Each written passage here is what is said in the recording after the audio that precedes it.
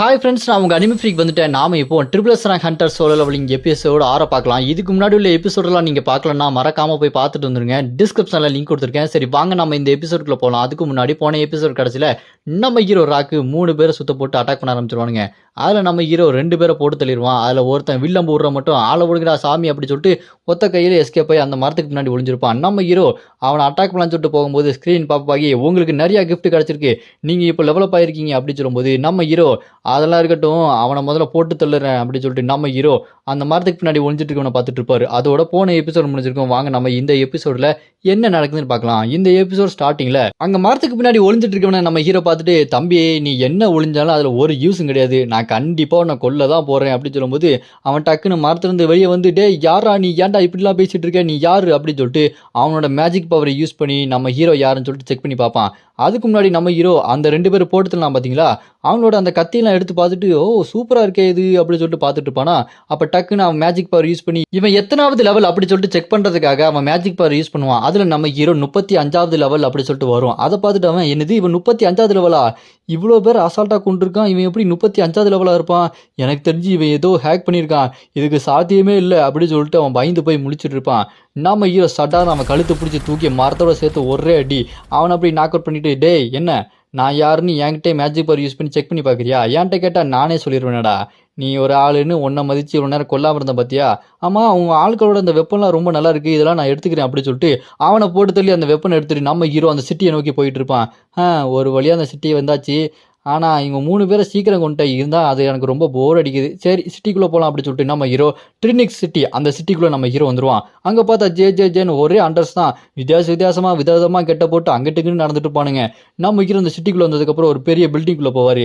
அதுக்குள்ளே போனதுக்கப்புறம் என்னது இங்கே நிறைய பேர் இருக்கானுங்க அப்படின்னு சொல்லி பார்க்கும்போது அங்கே நிறைய பேர் புக்கு, நிறைய மேஜிக் வெப்பன் இதெல்லாம் வித்துட்டு இருப்பானுங்க.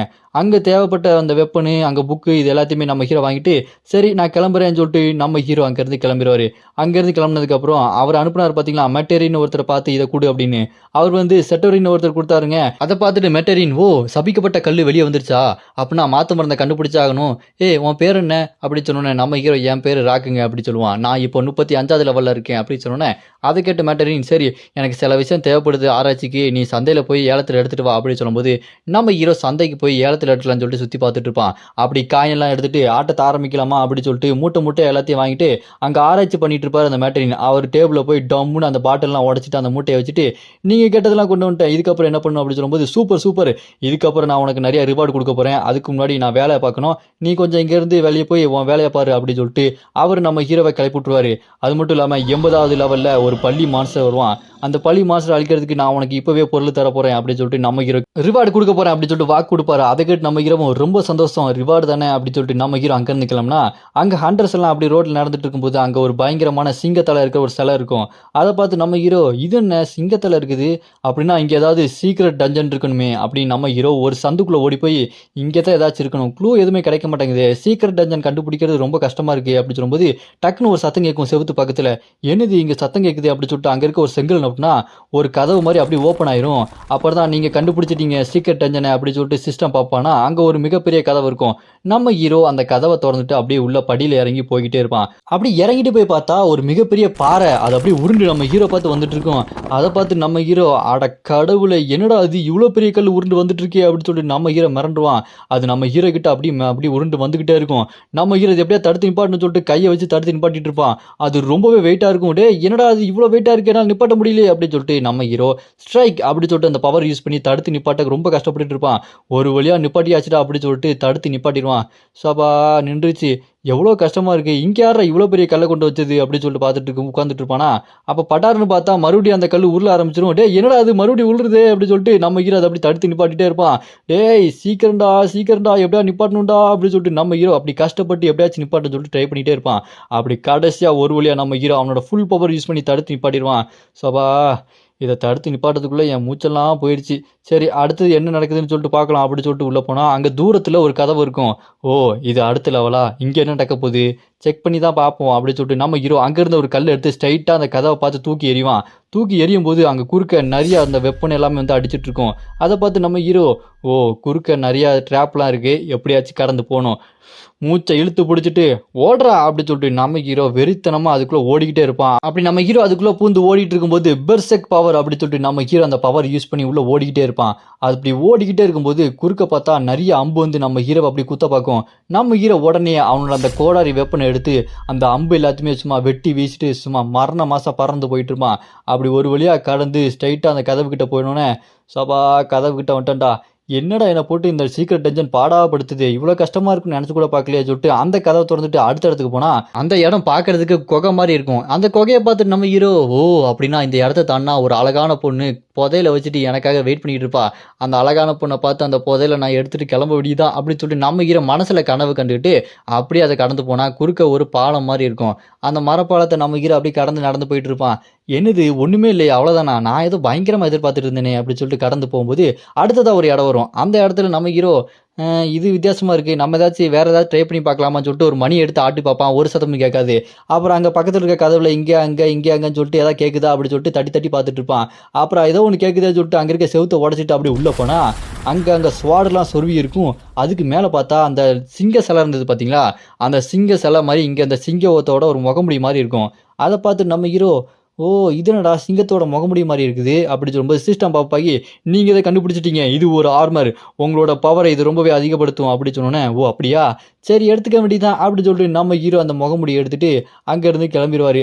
அப்படியே கட் பண்ணால் நம்ம ஹீரோ திரும்ப அந்த சிலை இருக்கிற இடத்துக்கு வெளியே வந்துடுவார். கதவை திறந்துட்டு வெளியே வந்தோடனே, என்ன இங்கிட்ட அங்கிட்டு நகர்ந்துட்டு இருக்கானுங்க, ஒரு வேலையும் பண்ண மாட்டானுங்க அப்படின்னு சொல்லிட்டு பார்க்கும்போது இந்த பக்கம் எல்லாருமே அந்த சிலையை உத்து பார்த்துட்டு இருப்பானுங்க. என்ன ஆச்சு அப்படின்னு சொல்லிட்டு பார்த்தா அந்த சிங்கத்தால உடம்பு அப்படியே தானா அப்படியே உடஞ்சி கீழே விழுந்துட்டு இருக்கும். அதை பார்த்துட்டு நம்ம ஹீரோ, ஓ நம்ம அதை எடுத்தனால தான் அப்படி ஆயிடுச்சோ, நம்ம அதை எடுத்தனால அந்த சிலையை உடஞ்சி போச்சு, பரவாயில்ல இருக்கட்டும், அந்த சிலை இருந்து என்ன பிரயோஜனம் அப்படின்னு சொல்லிட்டு நம்ம ஹீரோ அங்கேருந்து கிளம்பிடுவார். அப்படியே கட் பண்ணா அந்த சிட்டிக்குள்ளேயே நம்ம ஹீரோ 3 நாள் கழிச்சு, என்னடா அந்த சிட்டி ரொம்ப போர் அடிச்சிட்டு இருக்கு, இங்கே லவ் பண்ணுறானுங்க தவிர வேற ஒன்றும் பண்ண மாட்டானுங்க, எனக்கு ஹீலிங் போர்ஷன் தேவைப்படுறனால லவ் பண்ணுற அந்த பொண்ணு அழுகும்போது அதோட கண்ணீர் எடுத்துகிட்டு வந்துட்டேன், அதனால அந்த கண்ணீர் மூலமா எனக்கு ஹீலிங் போர்ஷன் கிடைச்சிருச்சு, இதை நெக்லஸ் மாதிரி நான் வச்சுக்கலாம். அங்கே முன்னாடி 2 பேர் பேசிட்டு இருப்பானுங்க. அதில் ஒருத்தன், டேய் இந்த சிட்டிக்குள்ளே எவனோ 70-80 லெவலில் இருக்க வந்துட்டானாண்டா அப்படின்னு ஒருத்தன் சொல்லும்போது அதை கேட்டு ஆர்மர் போட்ட ஒருத்தன், அப்படியா நான் 50வது லெவலில் தான்டா இருக்கேன், அப்படின்னா பாரு அவன் எந்த அளவுக்கு பயங்கரமாக இருப்பான், எனக்கு ரொம்ப பொறாமையாக இருக்குது அப்படின்னு அவன் சொல்லிட்டு இருப்பானுங்க.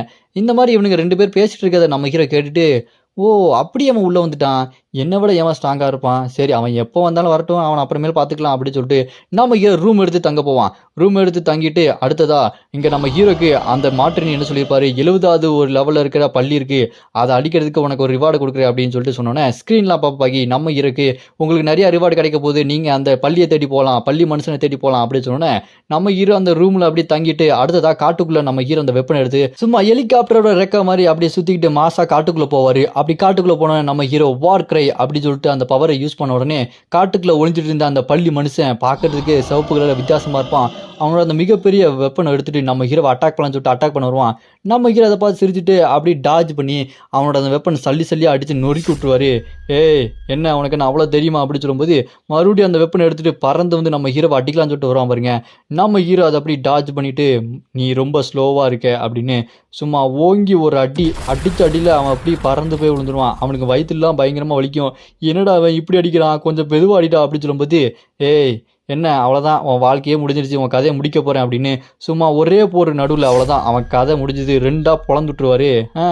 பள்ளி மனுஷன் மேலே பயங்கரமாக நாருது, இருந்தாலும் இவங்கிட்ட பயங்கரமான பவர் இருக்குது, ஆனால் ஏன் இவ்வளோ வீக்காக இருக்கான், எனக்கு அந்த கசாப்பு கடைக்காரர் நல்ல வேலை எப்படி வெட்டுறதுன்னு சொல்லி கொடுத்தாரு, அதனால் இவனை அசால்ட்டாக விட்டுட்டேன் அப்படின்னு சொல்லிட்டு வெட்டினதுக்கப்புறம் காட்டுக்குள்ளே பார்த்தா இன்னும் நிறையா பள்ளி மனுஷனுங்க சும்மா பறந்து வருவானுங்க நம்ம ஹீரோ அட்டாக் பண்ணுறதுக்காக. அப்போ அந்த இடத்துல பயங்கரமாக வெடிச்சு அந்த இடமே புழுதியாக இருக்கும். கட் பண்ணால் அங்கே ஒரு பள்ளி மனுஷன் மூச்சு விடாமல் கஷ்டப்பட்டுட்டு இருப்பான். என்னன்னு பார்த்தா நம்ம ஹீரோ தான் அவனை கழுத்தை பிடிச்சி அப்படி தூக்கி மரத்தோடு சேர்த்து பிடிச்சி வச்சுட்டு இருப்பாரு.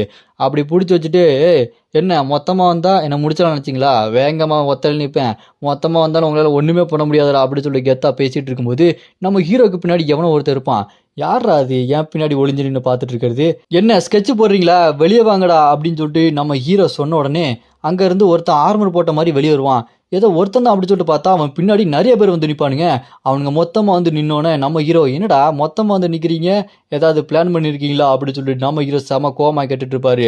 இதோட இந்த எபிசோடு இங்கே முடியுது. இதுக்கப்புறம் என்ன நடக்க போகுது, நம்ம ஹீரோ அவங்கள கொல்ல போறாரா இல்லை அவங்க எல்லாருமே நம்ம ஹீரோவை சேர்த்து கொல்ல போறாங்களா அப்படின்றத நம்ம அடுத்த எபிசோட பார்க்கலாம். உங்களுக்கு அடுத்த எபிசோட் பார்க்கணும் அப்படின்னு நினச்சிங்கன்னா மறக்காம கமெண்ட்ல ராய்ஸ் அப்படின்னு கமெண்ட் பண்ணி இந்த வீடியோக்கு மறக்காம லைக் பண்ணிடுங்க.